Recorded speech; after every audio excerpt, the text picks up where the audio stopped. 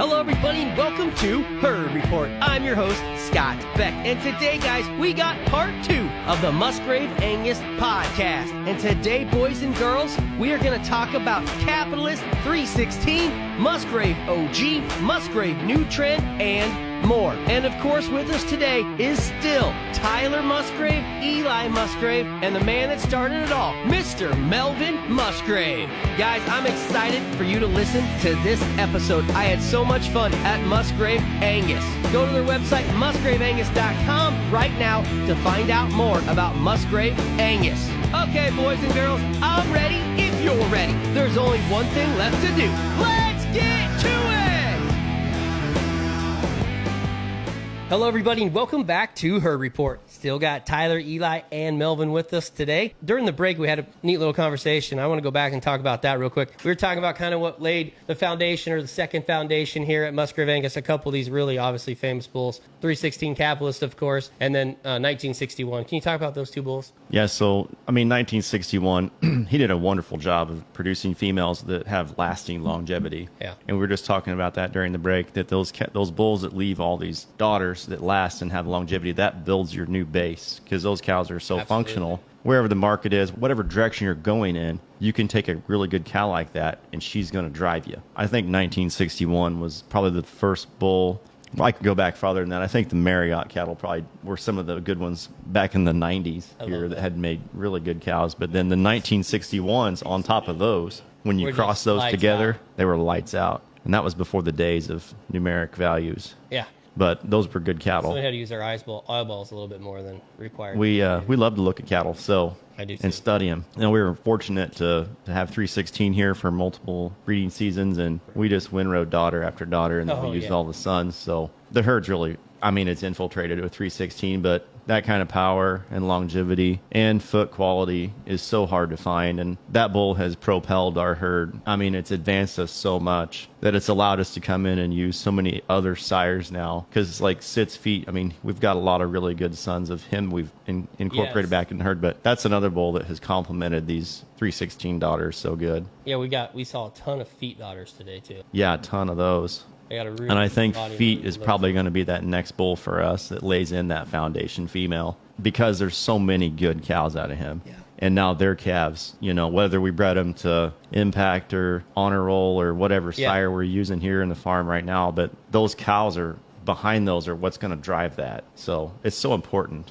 Oh, 100%. We love the history of Musgrave Angus. I got to go back and talk about Capitalist 316 just a little bit more. When you guys bought that bull, did you know, did you have a feeling that that could be that type of bull for you guys? What was the feeling when you bought a bull like 316? When you brought him home, what was your plan with him? Well, our plan was to turn him out and get our cows bred.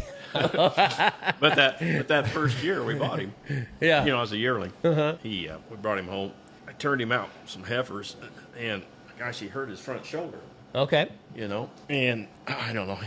We only got probably, if we got 8 or 10 calves out of him that first year, And my vet examined him and whatever, and he said he thought he'd maybe chipped his bone in his shoulder or whatever. Thought he would come out of it, But just couldn't use him. Most people would probably bull, I'm just gonna send him to the yards. Right. They would, but we always give animals the benefit of the doubt. So give him a chance. Right. Yeah. So actually, he didn't have a lot of service that first year, but man, he turned into a stud that second year, and then the longevity on him after that was phenomenal. I can't even imagine if you got rid of him, how that would have changed. Not just the landscape. It would have changed the course Angus, of history for Musgrave Angus, for sure. Yeah, but also the entire breed. I don't know if I'd go that far. Oh, I would. That bull's been used so widely. Worldwide. Yeah, worldwide. He's been used in South things would have been America, different, Australia. not just here, but just everywhere. All I can't across the imagine. world. Yeah, that's just one of those. He's a handful, one of those bulls that changed the game for, so many programs across. I don't know if I go to a program that doesn't have a 316 derivative somewhere in the pedigree. Just about everybody has them somewhere down the line. And it doesn't matter if you're in the U.S. or South America or Australia. That's what I'm saying. Or New Zealand. It's in the pedigrees. Right. So, I can't even imagine if you would have taken him to town, what that would have changed. Not just here, but everywhere. Right. It's crazy to think about. Those things like that, I think, are just, it was meant to be. It was meant to that be. He stayed. It was fate. Exactly.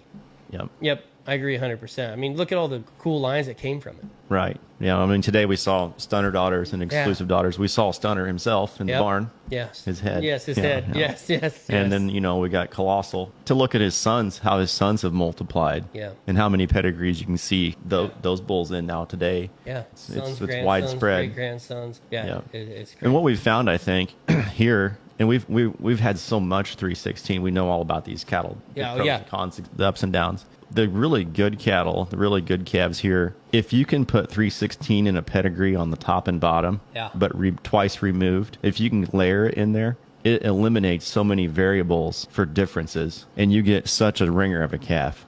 That works so good. Explain twice removed when you said that. How when you're looking at like pedigree. If you're going to get married, you can't marry your first cousin. They got to be twice removed. I don't know the law in Illinois. Okay. Well, I mean, it's a little different here in Pike County. My two sons married sisters. I know. That's what I'm saying. Well, I should have took them on a vacation. Not their sisters. Right. Our wives are sisters. Yeah. So, but when you find a good cow, you buy it. That's right. And we knew we had good cows when we found those sisters. And now we've got 7. I love that. We've got 7 full brothers in blood. Yeah, that's right. You do. And I don't know if there's any other full brothers in blood that'd be as good as these. So they're good boys, man. I think they're probably going to multiply as well. I met a bunch of them today. Yeah, like the 316 sire line. Yeah, look what it's done. Yeah, look what. Then you got all the sons. Yeah. It's just going to multiply. Yep. That's right. I love that. That's a good way to tie that in together. That's absolutely perfect, man. I love it. Yeah, it's just been it was so much fun today to see all those 316 derivatives. I can't go back to what would have happened if that bull would have went away. I mean, it's crazy to think about. It is. But he didn't, and we're here today. That's right. So we're driving forward. Yeah, We're still multiplying genetics, and we're still trying to improve. I think what was he 11 when he passed? 13. 13. Wow. Yeah. Wow. So, I mean, the longevity too, for real. For real, yeah. Yeah. Because he bred cattle for a long time. Oh, absolutely, yeah. Yeah, he was breeding. We had him turned out when he was 10. He was here breeding cows that year. Fantastic. So one of my favorite memories of the 316 story. So I'm looking at the wall here. We got Exclusive. Yeah. So Exclusive sold through our sale. He was the first. People don't know this. Exclusive was the very first son of LD Capitalist ever sold at auction. He was out of one of the heifers that he actually got bred that first year. Right. Really? He was the very first son of 316. And we followed him along. He sold to Cross Creek Farms, a smaller herd here in Illinois. But bull did a great job. Yeah. They're limited on numbers, so I think the bull was about 3 years old, and they needed to move him because they got relatives, and yeah. they're keeping heifers and daughters. And we bought him back, kicked him out with a pretty good group of cows, And then that summer we had a group here from Australia looking at 316 progeny, and Bill Rischel was along, and Bill had never been here before, but we were out looking at cows, and he saw Exclusive, and he puts his hands on his hips, and he goes, who's he? And I think that's kind of when history was written for Exclusive, because then, we partnered with TD Ranch in North Platte, and then later leased him to ST Genetics, but that was a really good day. That was a lot of fun. That's fun. So stories. It's a good story. Those are good times. That's the good times. Yeah, when a cattleman like Bill Rischel comes and looks at your stuff and then ends up buying a bull like that, and that's pretty. Like you said, that's kind of when his story was written. Yeah, or his history. That's history there. So that's fun. Yeah, and I got to see Exclusive at NBS a few years ago when Trey Wasserberger brought him down for a day jump or whatever. And that so he's just amazing. He was just so much fun to look at. We got to move on here to another bull that we saw today. Well, let's move on to OG. We didn't see the bull today, but he's a jumbo son, and we got to see a lot of his calves today, and I was really impressed with the OG. Calves are impressive. They were really impressive. I'm really excited to see him come sale time. I really think those OG bull calves are going to come right to the top, and the females look great too. Yeah, so the heifer calves and the heifer calf pen, those OG heifer calves are sharp. Super easy fleshing cattle. And Andy and I were commenting on a group we were looking at today that some of the OG calves in that pasture, they're gonna be they're index at the top. They're going to be the best performers. But the cattle have a tremendous amount of body. They're so soft made. That's what I like about them. They have so much fleshy knees, and they're so sound and soft made. And I think they're really going to grow into really attractive cattle come sale day. And then probably my favorite part of the OG pedigree, top and bottom, but you got jumbo. And we didn't see a ton of our jumbo daughters today because it was hot, but we're some fantastic looking jumbo daughters. You got jumbo on top. There was one down there at Andy's I was just all over. Yeah, you went all over that cow. Yeah. Then the bottom side of the pedigree, you have some, we have a rain dance grandson, so we've never used that. That's new here. In herd, you got some Charlo in there. Yes, you dump that in. And then you dump in some Sky High. Yeah, and then you dump in some Bando 1961. And then you dump in some Traveler 6807. Yeah. That's the pedigree. Perfect recipe for a sire, I think. Yes. I mean, we really tied into OG here, using him back artificially. But what we didn't expect is what his EPDs would do. They really got enhanced and improved at that last kind of number reset. So, he's moderate for birth. He's really good for growth. His dollar values really went through the roof. Yeah. I think he moved up about 35 points on $C. And we're not sitting here trying to breed cattle for numbers. We're breeding good cattle. But if you get good cattle that have the numbers, amen. I know, people, I don't know, the $C thing is the $C thing. And you think one thing when you see a high $C animal or whatever. But I picked those OGs out just based on their phenotype. Right. That's all we were looking at today, obviously. And their phenotype is, they just rise to the top. Right. They look good. Yeah. And then if you're going to match him with those kind of EPDs, I mean, he's just an absolute stud and a home run. Now, New Trend, we saw New Trend today. So New Trend's another son of Sid's feet. And he's out of a Big Sky daughter. Those Big Sky daughters today. Wow. Yeah, so New Trend is a maternal brother to Colossal. That's right. He's out of Colossal's mother. Yeah, I remember when he sold. He's a doggone good bull. He sold to Buck Ridge Farms, another great bull they added to their sire lineup down in southern Missouri. But calves out of New Trend look fantastic. Yeah, they looked great today. Full of meat. I mean, they're thick. They are. So, and we saw New Trend. He's out here, and he's got a big boy pair of pants on. He has big boy pants. Yeah, and he's a stud. He's out there walking around. He's got a girlfriend in there with him. He does, and he keeping him nice and chill. That's a good bull. He is excited about those, and you should be. I love that New Trend bull. I think he's put together right. And out of a Big Sky daughter. I know that's a bull that we haven't talked about today, Big Sky. But those daughters you got out of Big Sky are absolutely incredible. Every one that I saw today, I was just in love with. I mean, that's the trouble with those. They're getting so doggone old. I know. Man, I want to get a few straws and use them just to get daughters out of them. Right. Gosh dang, they look good today. Probably our favorite thing about New Trend when we were rearing him, getting him, bringing him along for the sale. Our favorite thing about New Trend is his pedigree is free of 316. We're so diluted here, but yet he has that phenotype that like the Colossal cattle have because his mother is Colossal's mother. So he has that Colossal phenotype. Yes, that comes from that cow. In fact, listeners can't see this, but on the wall behind Melvin, there's a cow standing there. Her name's Crinkle Ear because she was born. She's a 1961 daughter. Okay. Standing behind her is Colossal's great-grandmother as a calf. No way. That's 1448. No way. So 1448 is the dam of 545. Or no, she's the dam of 272. Wow. 272 raised 540. But it's in that cow line. We're looking at a photograph that's almost 20 years old, and those cows don't change. They don't change. You were dead on the money when you said it earlier. Yeah, they are the same cows. Yeah. That's insane. But New Trend, he's from the direct... Melvin just mentioned Lady Barbara 23 is first cow. It's the direct line. New Trend is from that direct line. So is Colossal, but he's a bull you can come back over some of these other bloodlines. That works great. Give some pedigree diversity. That's you nice. got to have some outcross for these guys buying bulls. He still has that power and muscle and phenotype that we love. So big hip, big rear quarter. I love that bull today. Another bull we got to talk about. We got time for one more bull. Is Sharpie. Yeah, can't go out without talking about Sharpie. No, so I got to see Sharpie days then show barn. But Eli showed me Sharpie first today. We went down into that into his show barn. Also got to see his heifers that he's showing this year too. They look pretty good too. But this Sharpie bull, I didn't know I didn't know a lot about him before I got here today. Learned a lot about him. Saw a lot of cows bred to him. Your brother had a bunch, you got a bunch. Right. Saw the ear tags. He said, "Do you know anything about Sharpie?" And I said, "I just seen a little bit about him." And he told me about him. And then we got to see him, and this bull did not disappoint. This is a neat bull. He is so cool. So he's kind of a player, though. I think he got put with every group of cows here this spring. He was with all of them. Bounced around there. He kind of bounced around.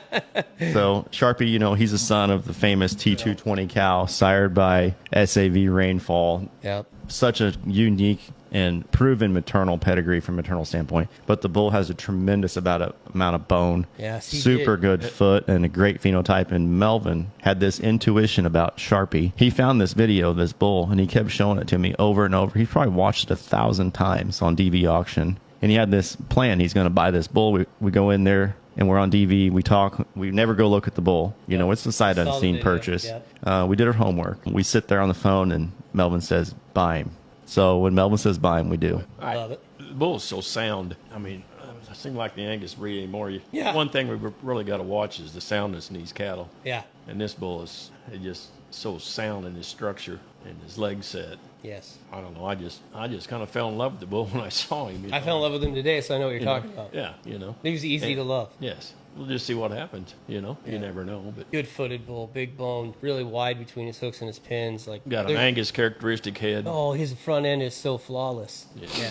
He's powerful. Yeah, and he's still so powerful. Power. He really is. You get a lot of them bulls with power, and they kind of get leather necked or whatever, and he don't have. Well, he tapers in. He ties into his shoulder perfect. Oh, the way he ties, he's so bold and massive, but yet he ties through that shoulder and out through the front of his neck. Just how you could draw one. Yeah, I was blown away by him today. I can't wait to see calves early spring next year hitting the ground. Yeah, Sharpie. We'll have calves here. Should have calves here in January. Yeah, heaps of them. You got to be excited about that. Well, we'll see what happens. Might be a mistake. You just never know. You got to tell me. That's the way it works. Yeah. You got to tell everybody how he got named. Sharpie. Well, Melvin, he was picking the name on this bull. Well, they said we had some selections there, different ones we were thinking about. Yeah. Well, they said we've got to get a name because we'd collected him. They said they got to put a name on this straw seed. Yeah, right. You know. So anyway, I was sitting at the kitchen table, you know, and there was an ink pen laying there. I love it. A Sharpie marker, in fact. Perfect. I said, well, this sounds good to me. That bull's pretty sharp. We'll just call him Sharpie. Classic. That's classic. That's classic. That's the best way to do it, man. That's perfect. I love it. I love it. I love it, man. It was a great tour today, guys. Really appreciate it. There's so much more we can talk about. I could sit here all day. It seems like we've only been talking for 5 minutes. Yeah, I know. Like I said, you get together with good cattlemen. It's so easy to talk about good cattle, especially on a day like today. Before we leave you, though, a couple more things you got to leave with everybody. When is your upcoming bull sale? First? We don't know yet. February. It's in March.